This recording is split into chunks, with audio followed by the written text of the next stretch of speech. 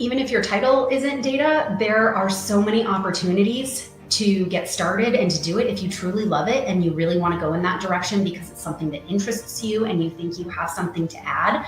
You can do it in almost every role.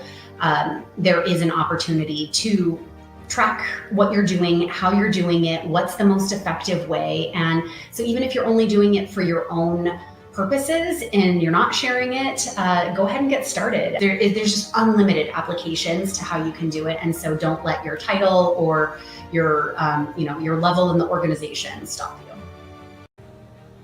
Hey nerds, Monica here. Welcome to the Data Podcast for Nerds, where we get to talk to amazing professionals and ask them all about how they're using data to solve the world's problems. We're highlighting skills that data professionals use on a daily basis.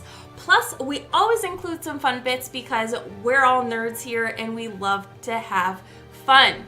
So thank you for tuning in, and if you haven't already, please like and subscribe. And as always, folks, happy learning.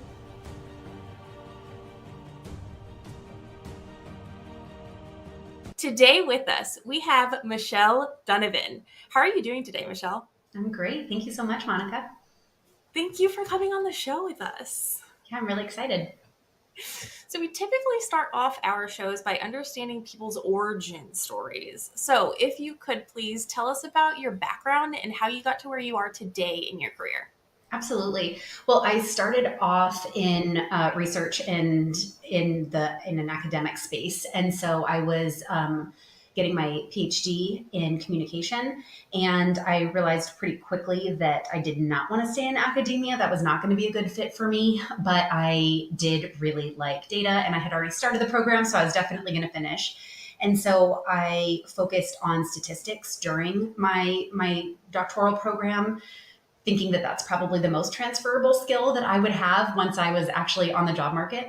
And my first role was with the Arizona State Courts in their Dependent Children's Services Unit. And so as a data specialist and helping to come up with all of the reporting for just the federal mandates and the compliance with state regulations and things like that. And so that wasn't really aligned well with the deep and involved statistics that I had learned through my program, but it did really give me some exposure to the real world, the messiness of data. You know, when you're in academia, you get to create your data sets and it's completely clean and it's complete, and that's not the real world. And so I was also able to learn a lot about coding languages and different programs that were used. And I got my first taste of what's really expected and required and necessary from a real world perspective. And so that was really helpful. And so from there, I moved into a different part of the courts, working with all of the limited jurisdiction court types. So it's everything except like the felony. It's not the big court cases. So it's like traffic and, small claims courts and things like that. And so they have a lot of reporting requirements. But again, still not a lot of data and it's a lot of data, but not a lot of statistics. And so, I really started wanting to get into leadership, and there was an opportunity at a local court. And so I was able to get into their research management role. And so that was really exciting because I was able to work a little bit more with some of the statistics and some of the significance testing work that we were doing and a lot more data. It's funny because you would think that starting at the state, we'd have a lot of data, and then the courts have, the courts within the state have a lot less. But actually, I had access to so much data and so many more people working on the data and figuring out the details of it. And after that, I found, after I had done that for a while and did a little stint in leading the project managers in the IT department in the IT world, and then went back to research and brought some other, kind of grew my leadership skills across a few different research departments. And then from there, I decided we kind of had reached a ceiling of how far the courts were going to let me push. It's a very traditional institution. It's not something where they're really focused on innovation and that type of disruption. And so I I was looking for something new. I was looking for something where I could really, instead of being the one pushing things forward, I might be able to learn a little bit more about how that's working. And so this opportunity came up at Best Friends Animal Society. And they had a really unexpectedly impressive program and data they were collecting and really sophisticated, advanced work that they were doing. Really, the only ones in the U.S. that were doing the type of work that they were doing, and it was for shelters across the entire United States. And so they were using very data-driven and continue to use very data-driven methods to figure out how to help shelters across the United States. And it's just a very unique niche. And I've absolutely loved it. And I've been there about 3 years now. That's awesome. I would love to work in an animal welfare place. That sounds so exciting. It's wonderful. I think cause-driven will always be at the heart of what I do. It's particularly aligns with that academic background where we're able to really figure out like socially and fuzzy and big concepts and big numbers and bring them to life and really figure out how to quantify those everyday experiences that have a big impact or that are very meaningful at scale. And so I think that that's always going to be important to me. But then on top of it, so it's not just like a great cause that you're working for, but it's great people that are working in the industry as well. So it's wonderful on both sides. Yeah, it would be really fun. I would imagine there would be some kind of like bring your pet to work day, maybe. I know there is when you work at PetSmart. Oh yeah. So we most of us work from home, except the people who are in direct animal care. But it is wonderful when we get together for meetings or conferences. Tons of pets. There's Best Friends is all about getting to socialize the animals while they're waiting to be adopted, and so all of their locations have rooms full of kittens at all times that you can just like they just climb all over you, or you can take dogs for walks during your breaks. Or it's wonderful. Yeah, it's absolutely fantastic. That's amazing. All right, so I already know that this episode's going to be extra fun, so we're already going to head into the fun bits, and I'm going to ask all my questions. All right, let's do it. Hey nerd, are you looking for a career in data? I would absolutely love to help you out. I just launched a data career strategy program that helps folks break into data without breaking anything. I provided a link in the show notes if you want to learn more information about it. Now, back to the fun bits. So you mentioned that throughout your career while you were going to school and such, it seemed like you were kind of trying to get into statistics and using statistics more and more. But what I heard you kept saying was research. Mm-hmm. So can you talk about like how this research is such an important part in your career and in when you're using data? Yeah, absolutely. So just go in the Wayback Machine and remember when you were in science classes in high school or college or whatever, and you're talking about the scientific method. And what is just so beautiful about the scientific method is that you can apply it in so many arenas of life. It's not just scientific experiments or, collecting data and information, but it is a very systematic way that you don't have to reinvent the wheel. It makes sense. And so I think that really got drilled into me during my years in academia. And so that's the idea is, right, you start with a question. And that is exactly the same with data. You have to know what question you're answering and be very specific about it. And then you have to know what data points actually will give you the answer to that question. And that's something that you learn a lot in a master's program and in a doctoral program that's research driven is, does that mean what you say it means? Right? Does that did that really prove your point? Did you really disprove the opposite of what you're trying to say? And so, it really makes you think deeply about, if I say that, more animals were adopted this year, were they? And does that matter? Is that really what I'm getting at? Because if more animals were born and more animals were adopted, but also more animals died in shelters, is that the goal that we're trying? So it's really like teaching you how to think about something from a lot of different perspectives. Another thing that we're really working on in my team at Best Friends is recognizing, this part of the research method that is or the scientific method is literature reviews. Like there's so much good work that's already been done. You don't always have to start from scratch. You don't always have to do it yourself with your own hands, with your own eyes. You can borrow from what other people have done, and you're going to get your answer a lot faster or more complete. Or you'll at least say, you know what, I know 3/4 of the answer that I need. I actually just need this one sliver that I need to dig deeper into. And so I really love that piece of it.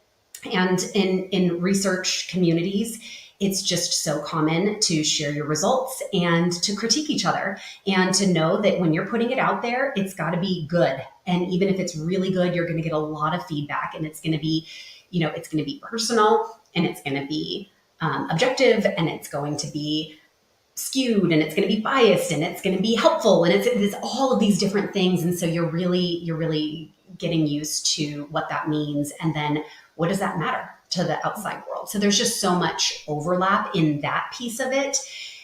But that one important sliver is that method section. That's if you're going to quantitatively measure something, did you do the right test? Did you gather enough data? Is it a big enough effect size to really matter? All of those kinds of things are really important. And so yeah, the two pieces together are really I think what has helped me the most to get where I am right now.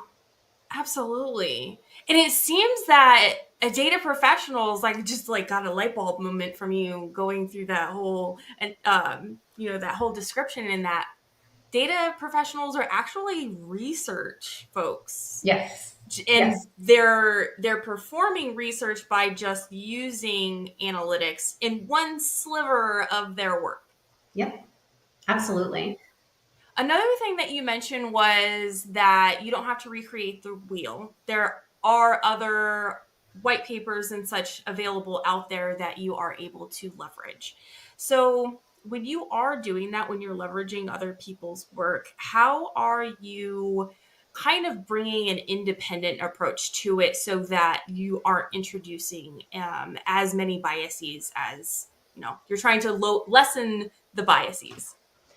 Yeah, so we have an incredible resource at our fingertips through universities and all of these academic publications that have been out there. And I'm just privileged to work with the team that I do that natively works in those journals and those very esoteric articles and those complicated write-ups that are happening.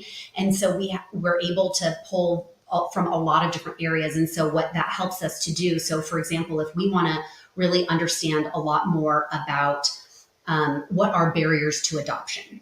There's all these animals out there. There's all these people who say they want to adopt, but in the end, not all of them adopt. So what is it? What is that barrier, right? So we have the question that we can work with. And then it helps us to say, okay, let's see what the literature says out there. Because if the literature tells us robustly, repeatedly, that these 4 things are barriers, then we can just say, okay, which of these shelters then have those barriers? And then that helps us to know. So we're still going to have to use our data and analytics, right? We're still going to have to do the data on specific shelters, but we're letting the research that has already been validated guide us to say, all of these different researchers have done something similar, and they found, there's a pattern here. And so we don't need to find the pattern. The pattern's been found. We just have to figure out how to apply it in our world. So I think that I love, that you brought that together perfectly, that is what lends us that objectivity of not saying we think that, barriers to adoption are the problem and we're not going to let it go until we can prove it. That's a problem, right? But when we have all of those third parties that have independently, without any influence, without any connection to us, are saying the same things, then we know we're onto something. Okay. That makes a lot of sense. So research is obviously a huge skill in what guided you throughout your career. What's another skill that you think you've carried throughout that brought you to where you are today? Well, my degrees are in communication and interpersonal communication, to be specific. And so I think that's really helped me to not only understand how I'm coming across to others, but understand how others are approaching me, to be able to understand what those dynamics are and how to work together as a team, how to work together as colleagues, as peers, and to understand the influence that you can have from regardless of where you are in the organization. If you're a specialist, if you're a data specialist, what can you do? How can you present yourself? How can you build relationships that help your work to get utilized? How do you write that email that's going to resonate with that executive versus how do you write that email that's going to resonate with that volunteer who's helping you?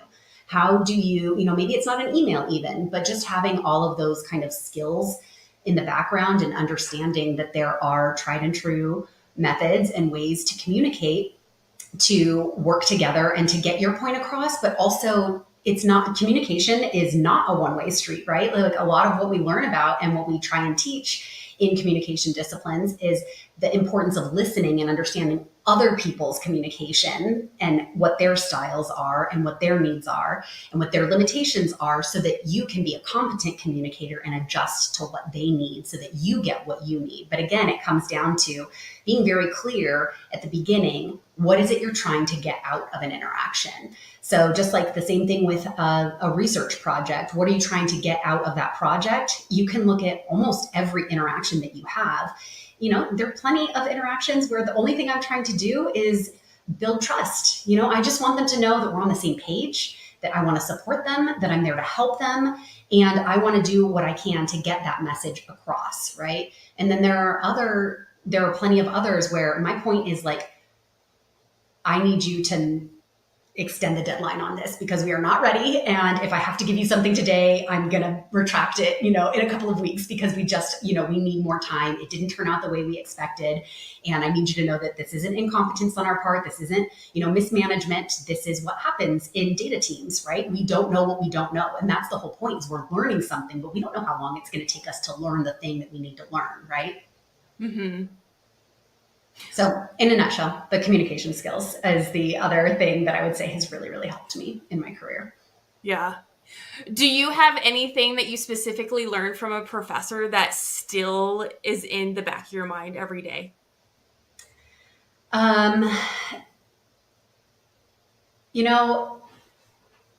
There's one. I'm going to give you two examples, and they're not maybe the greatest examples, but I'm going to say there's one thing from a data perspective that my advisor, he was teaching us one of our statistics classes, and he was explaining about pulling the right variables together to make some kind of statement, and it was he was like you want to be very careful about what you put in on the front end, and so that what it means when it comes out on the other end. You don't want to just like throw together some heroin and witchcraft and find out what comes out. And it was the most striking thing that it was just so unexpected that he said that. And it's just really stuck with me though, because it's true. It's like, okay, you don't want to throw and I know AI, goes about it a bit differently than that advice. But, in that traditional statistical standpoint, it was just so great to be like, when you are that like far out on the fringes of what we're talking about. So that has really stuck with me is it matters what you put in, what you put into the model and what you're really trying to, how does that help you answer your question?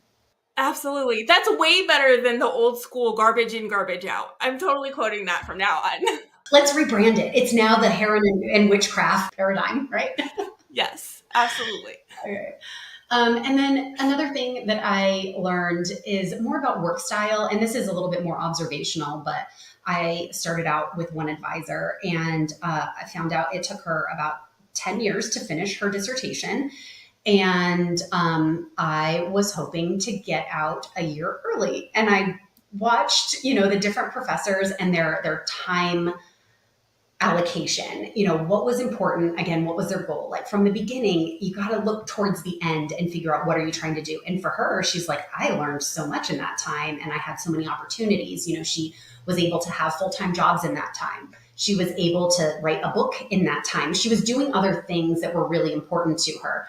For me, I wasn't trying to have that long experience. Once I realized I wasn't in academia, I was like, I got to be in and out. And so so I switched to the polar opposite. I switched to an advisor who was very responsive and immediate and, like to the point on things. And I just learned a lot about, there's such value in both approaches. But you have to decide which one you're going with, right? And so I think that those are two things that have really stuck with me. It's like, is this a project that we're going to spend 10 years on, and we're going to get it. We're going to have a lot of fun along the way. We're going to take a lot of different paths, but we're going to get there eventually. Or is this something where it's like, no, we're going to remove every extraneous thing possible. We are going to be very clear and focused, and we're only getting to that end goal. Like, it's two ends of the spectrum, and they both have a lot of value. But so that's something else that I really learned in that from those professors, even though they weren't really trying to teach me, I don't think. Yeah. Oh, that's good. I love when stuff like really sticks with you through your entire career that you learned from a professor like decades ago. Yeah. Yeah. So, speaking of learning, something that I ask all of my guests is, how do you approach when you're trying to learn new things? What are some tools or resources that you can share with the listeners? Yeah, I'm always reading or listening to something. There's some great podcasts like yours, Monica. There's also some other podcasts. I really love The Data Chief. That's a really good one. I really love. There's several books that have really resonated with me that are less about data, because data is so fast moving. By the time you publish anything, it can go out of style. But I also really like the leadership and just like some disruption type books, some innovation and transformation books. I would say that those are really helpful. And I love scrolling on LinkedIn. There's just such new, interesting perspectives, and I love it when there's something that's just so relatable that I can screenshot it and send it to my team and say, like, can't you relate to this? This is just like so great. This is so perfect. So I wish there's a little bit better way to do that for the videos and the gifts that are out there, because there's some really, really great ones, but I haven't figured out how to do that through LinkedIn yet. But the ones that can be screenshotted, I definitely love to share those with my team. It's always good when you can share fun and relatable educational content. I call it edutainment. Yes. Yes. I love that. I have a team member, and she does a weekly report on something to a big group of people, and she puts a little comic at the end of the report so that everybody, she's like, this is your reward if you actually get to the bottom. It's great. It's always something so funny that I've never seen before and so relevant to the work that we're doing. Does she draw the comic, or does she take it from somewhere? No, she just finds them. But she's very resourceful, because, like I said, I've never seen the ones that she posts, and they're very good. I don't know how she finds these ones that are just so relevant to an animal welfare data team. Like, I don't know how she brings it all together, but she manages to. It's amazing. That's awesome.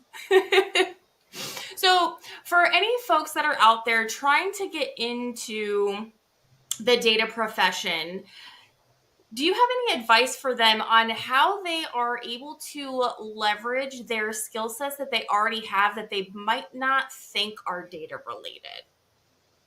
Yeah, well, communication, right? There's nothing more important to me than your communication skills. And that doesn't just mean that you communicate a lot. Like, volume is not what we're going for here. It's really listening and thinking through, how do you ask the questions to get the answers that are going to help you get where you need to go. Problem solving, and that's a huge thing too. There's a lot of times where we get a request of some sort, and the request is, give me these 7 data points. And we have to say, well, what are you trying to do with it? Well, I just need these 7 data points. I get it. But why? Because there's a possibility that we need to, filter down on this, or we need to give you a certain date range, or there's something about that.